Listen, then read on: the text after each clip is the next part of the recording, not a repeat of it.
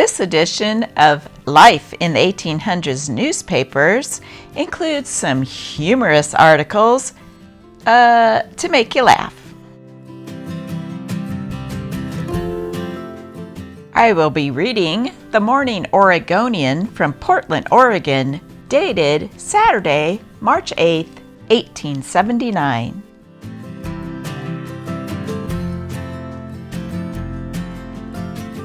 Fables and Anecdotes.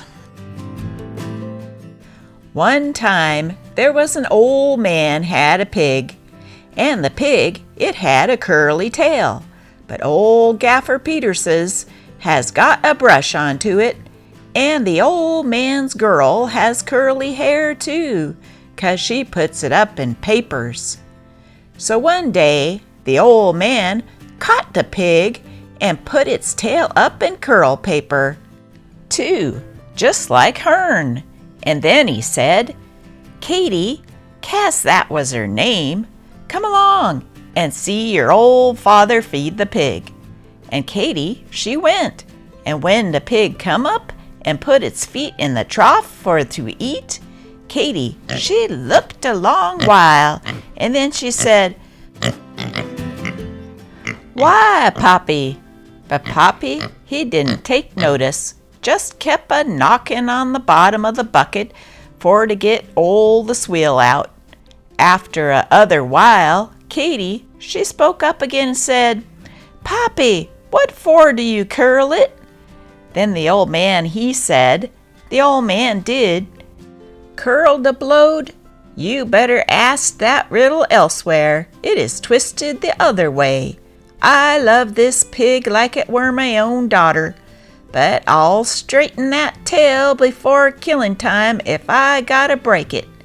I don't like curls, and although you and your sister carries too many guns for me, I'll be done busted if I've give in to the whole family."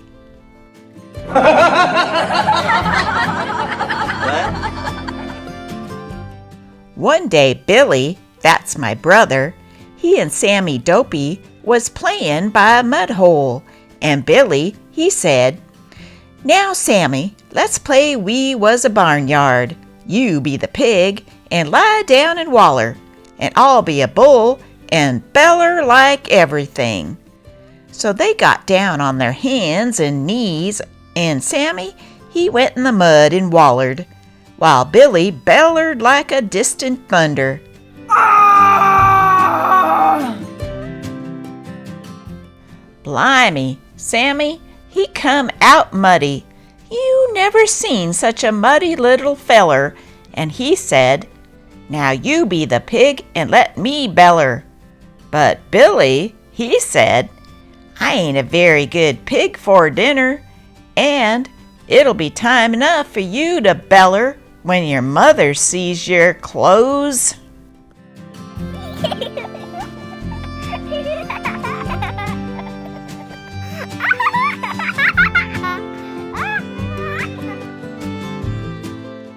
Ladies purchasing corsets should examine Madame Foy's improved corset skirt supporter. For health, comfort, and elegance of form, it has no rival. Manufactured by Foy and Hamilton, New Haven, Connecticut.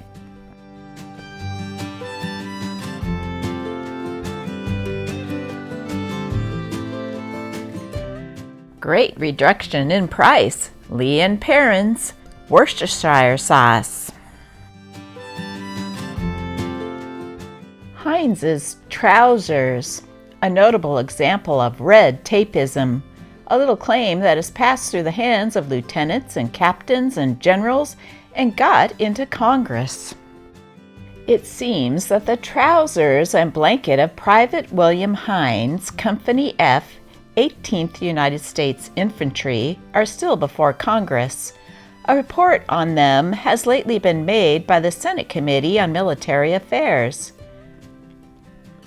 Probably such an exaggerated case of red tapeism never occurred before. It illustrates better than anything can the manner in which business is conducted in Washington. The case of Private Hines, briefly stated, is this. He was stationed with his company at Aiken, South Carolina in 1876, and while asleep his tent caught fire for no carelessness of his own, and his trousers and blanket were damaged to their full value. The full value of the articles was $8.65. A gratuitous issue of a pair of trousers and blanket was made to Hines by order of the department commander, and here began the trouble.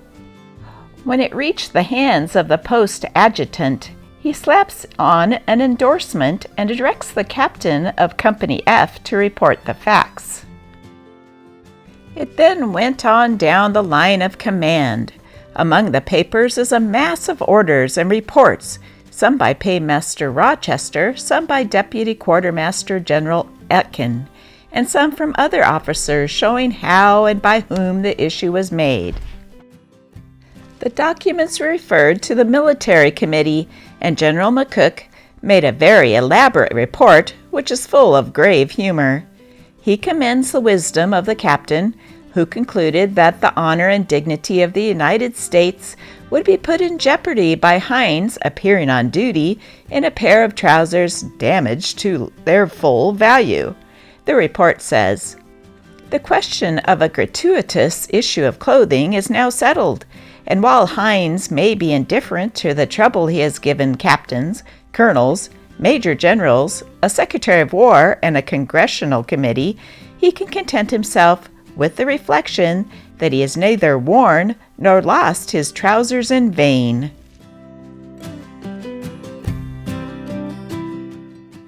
There will be the usual interesting exercises this evening at the Open Temperance Meeting at the Hall of the Young Men's Christian Association. All are cordially invited. Women taxpayers.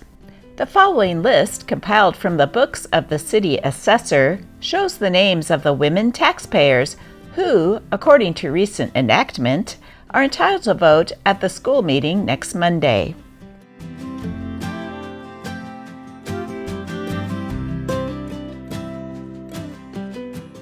For sale, a small McNeil and Uban safe, nearly new, applied to the Singer Manufacturing Co., 186 First Street.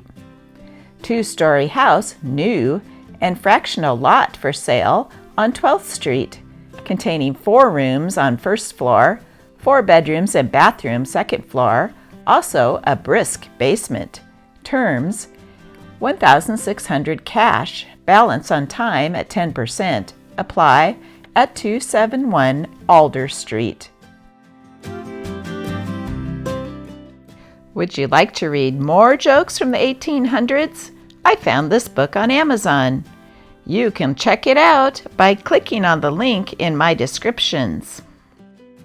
It's full of innocent humor.